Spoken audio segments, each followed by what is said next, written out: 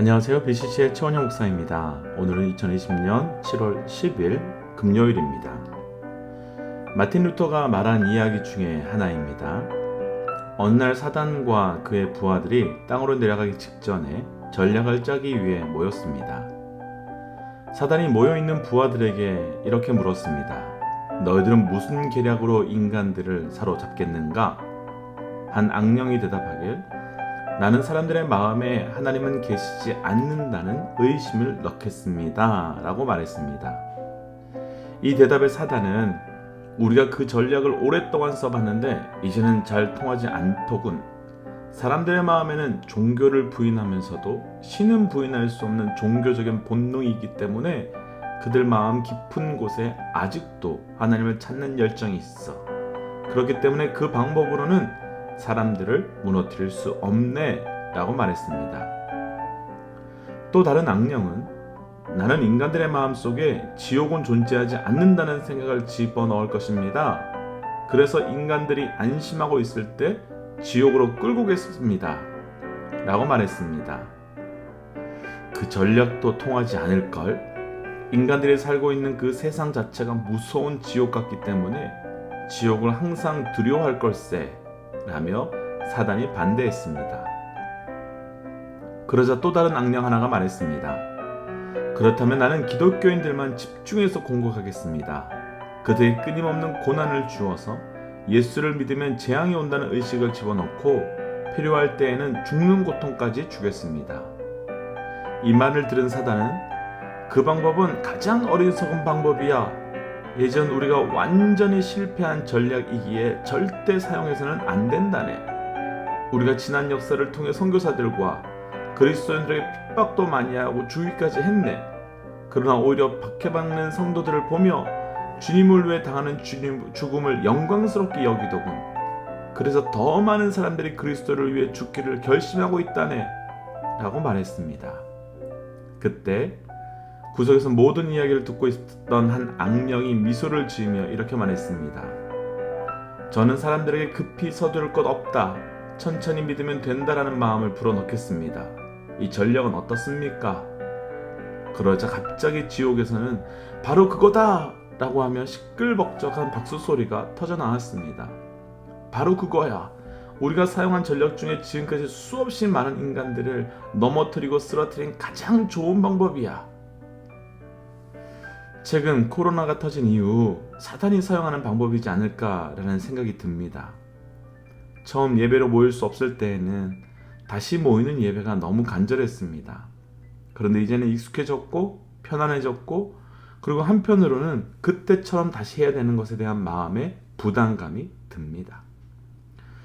똑같은 코로나 상황인데 시장도 가고 식당도 가고 여행도 가는데 이상하게 예배의 자리로 교회의 자리로 모이는 건 참 꺼려집니다.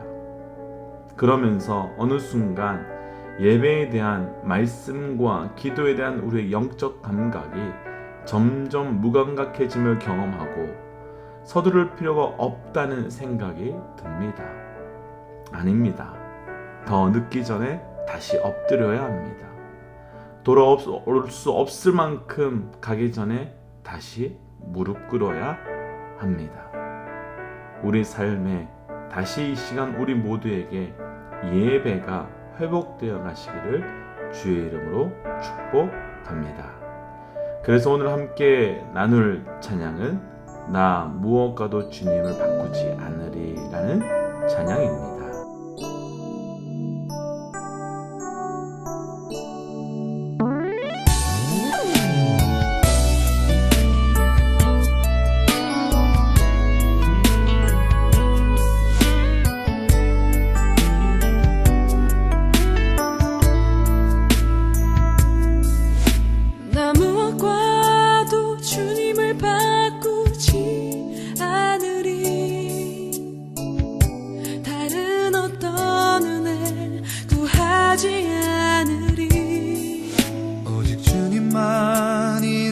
삶의 도움이시니 주의 얼굴 보기 원합니다. 주님 사랑해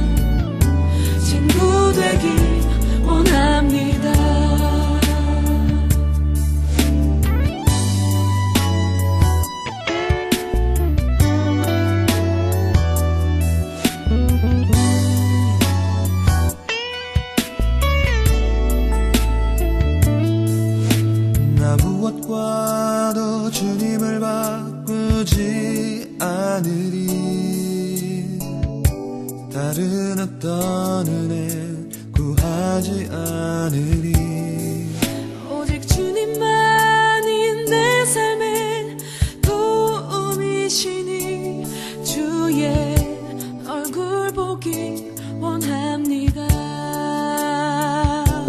주님 사랑해요.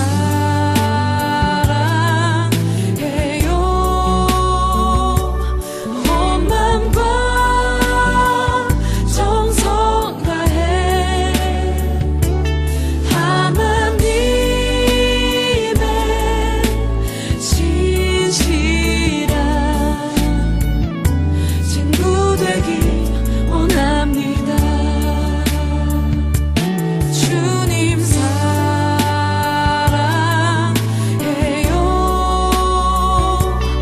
온 맘과 정성 다해 하나님의 진실한 친구 되기 원합니다. 친구 되기 원합니다.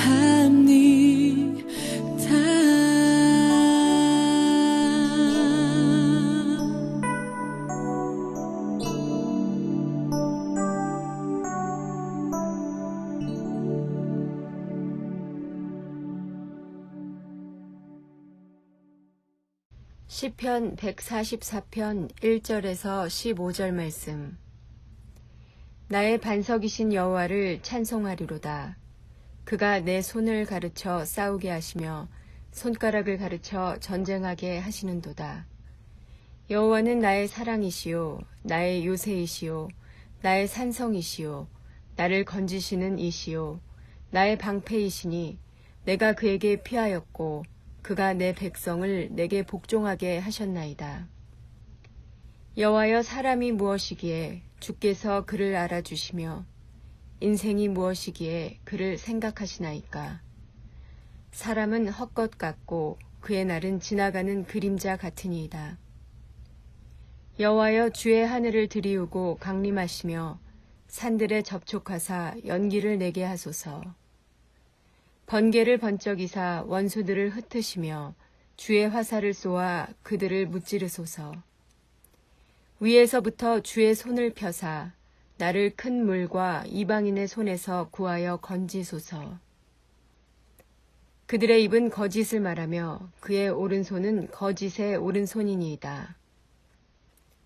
하나님이여, 내가 주께 새 노래로 노래하며 10줄 비파로 주를 찬양하리이다. 주는 왕들에게 구원을 베푸시는 자시요 그의 종 다윗을 그 해하려는 칼에서 구하시는 자신이이다. 이방인의 손에서 나를 구하여 건지소서. 그들의 입은 거짓을 말하며 그 오른손은 거짓의 오른손이니이다. 우리 아들들은 어리다가 장성한 나무들과 같으며 우리 딸들은 궁전의 양식대로 아름답게 다듬은 모퉁이 돌과 같으며 우리의 곳간에는 백곡이 가득하며 우리의 양은 들에서 천천과 만만으로 번성하며 우리 수소는 무겁게 실었으며 또 우리를 침노하는 일이나 우리가 나아가 막는 일이 없으며 우리 거리에는 슬피 부르짖음이 없을진대. 이러한 백성은 복이 있나니 여호와를 자기 하나님으로 삼는 백성은 복이 있도다. 아멘.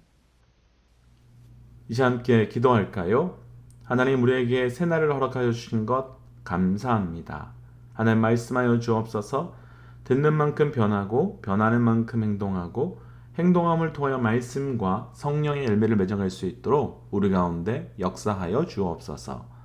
이 모든 말씀 예수님 이름으로 기도하였습니다. 아멘. 오늘 말씀의 제목은 전쟁 중에 있을 때에 라는 말씀의 제목입니다.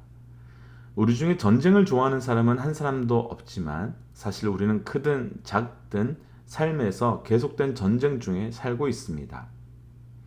우리가 삶의 현장에서 경험하는 전쟁과 다윗이 생명을 걸고 싸우는 전쟁, 어느 쪽이 더 힘들고 고통스러운가 비교하기는 어렵지만 다윗은 목숨을 걸고 눈앞에서 창과 칼이 오가는 수많은 전쟁을 한 사람입니다. 그런데 오늘 우리가 읽은 시편은 전쟁과는 잘 어울리지 않는 다윗의 고백이 나옵니다. 전쟁의 현장에서, 즉 살아남아야 하는 전쟁의 현장에서 다윗은 그곳에서 엎드려 하나님을 찬양합니다. 어떻게 그럴 수 있었을까요? 어떻게 그렇게 하나님을 예배할 수 있었을까요? 오늘 말씀을 통해 다윗이 전쟁 가운데 어떻게 반응했는지를 함께 묵상하고 우리 삶도 다윗과 같은 그런 반응이 있기를 주의 이름으로 축복합니다. 아멘. 첫 번째 3절 말씀 함께 읽어볼까요? 여호와여, 사람이 무엇이기에 주께서 그를 알아주시며 인생이 무엇이기에 그를 생각하시나이까. 아멘. 다윗은 1절과 2절에서 하나님께서 전쟁 가운데 손으로 보호하시며 손가락으로 하나하나 알려주셨다고 고백합니다. 그러면서 전쟁 중에 하나님께서 나의 요새가 되어주시고 나의 산성이 되어주시고 나의 방패가 되어주셔서 내가 그들에게 피했고 나의 백성이 나에게 복종하게 해주셨다고 합니다. 참으로 축복의 고백입니다. 전쟁 가운데 하나님께서 나의 능력이 되어주시고 나의 힘이 되어주셔서 전쟁에서 이겼을 뿐만 아니라 함께하는 백성들도 나에게 복종해 주셨다고 하는 그런 고백, 그런 찬양, 참 축복과 은혜의 고백입니다. 그런데 다윗의 고백은 거기서 끝나지 않았습니다. 그러면서 우리가 방금 읽었던 3절 말씀처럼 하나님, 과연 내가 무엇이기에, 내가 어떤 존재이기에 하나님께서 이렇게까지 나를 생각하시며 나에게 은혜를 주시는 겁니까? 라며 고백을 합니다. 또 4절에서는 사람은 헛것 같은 존재이며 지나가는 그림자 같은 존재라며 하나님의 큰 능력 앞에 나와 인간의 무익함을 고백합니다. 오늘 말씀에서 나누고 싶은 첫 번째, 다윗이 어떻게 전쟁 중에 그 원수에 집중하지 아니하고 싸움에 집중하지 아니하고 하나님을 찬양할 수 있게 되었을까요? 또 동시에 어떻게 그 전쟁 가운데 하나님의 도우심을 경험하게 되었을까요? 다윗은 나의 무능력함을 한탄하고 원망하기보다 하나님의 무한한 능력을 찬양했기 때문입니다. 사랑하는 믿음의 동역자 여러분, 우리 삶의 다윗의 삶과 같이, 다윗의 고백과 같이 나의 무익함으로 인하여 무너지는 자가 아니라, 전쟁의 때에 나의 무익함을 만나는 자리가 아니라 하나님의 무한한 능력을 경험하시는 은혜가 있기를 주의 이름으로 축복합니다. 그러나 아무리 하나님의 능력이 무한함을 믿는다고 해도 이런 고백은 사실은 쉽지 않습니다. 왜냐하면 하나님의 능력이 많으신 것과 나의 전쟁이 아무런 관계가 없다면 하나님의 능력이 아무리 많으셔도 내게는 큰 도움이 되지 않기 때문입니다. 그럼 전쟁 중에 다윗의 이런 고백 가운데 중요한 믿음의 자세를 하나 배우게 됩니다. 내 삶에 감당할 수 없는 그 문제를 내 능력과 내 방법으로 해결해 보려고 애쓰고 노력하지 않고 내 아버지 되시는 하나님께, 나의 능력 되시고 산성 되시고 도움 되신 하나님께 맡기는 믿음의 자세입니다. 내가 해결하려고 하는 자세가 아니라 맡기는 믿음의 자세입니다. 사랑하는 믿음의 동역자 여러분, 기억하십시오. 우리 삶에 내가 감당할 수 없는 그 문제는 내가 풀고 해결할 것이 아니라 철저히 하나님께 맡기는 겁니다.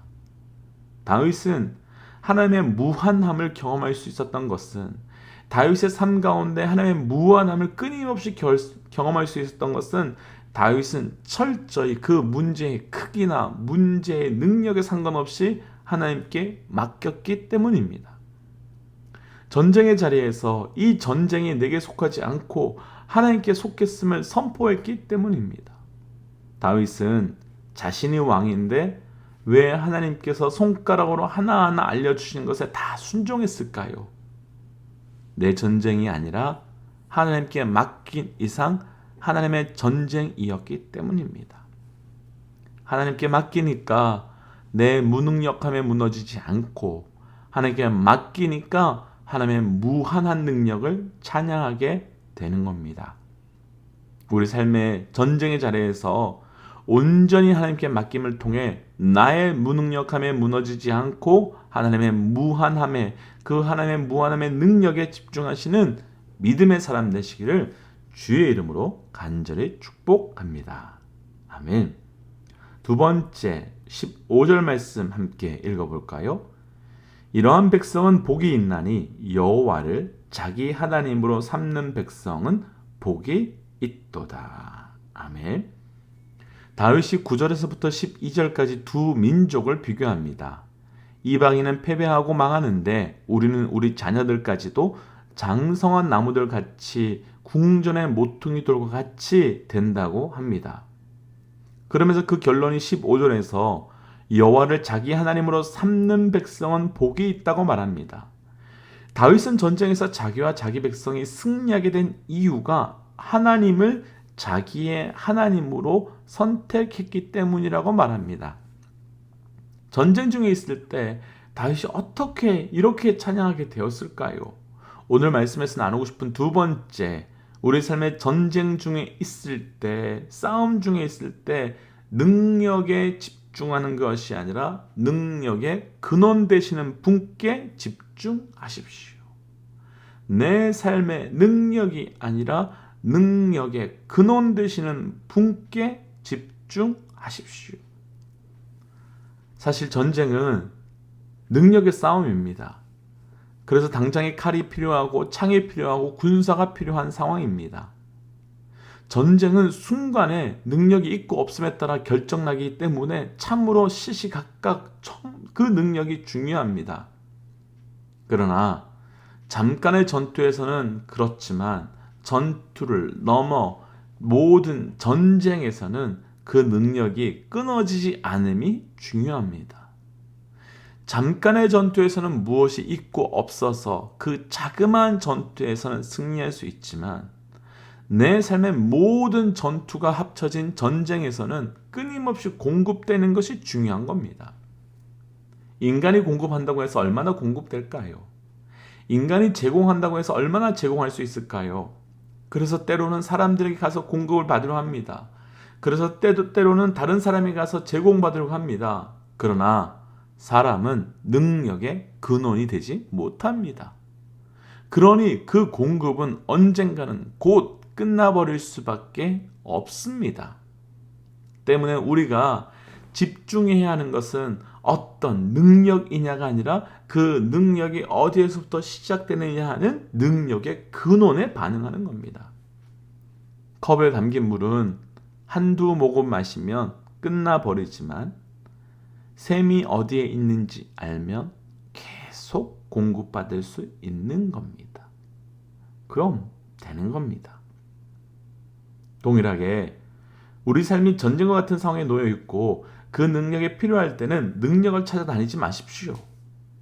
우리는 이미 능력의 근원되는 분이 누군지 알고 있고 능력의 근원이 어디로부터 시작되는지 알고 있는 사람입니다. 그렇다면 전쟁의 때에 바로 능력을 찾아 왔다 갔다 하며 동분서주하는 것이 아니라 능력의 근원 되시는 하나님 앞에 철저히 엎드리면 그 능력이 엎드린 만큼 우리에게 부어주는 겁니다.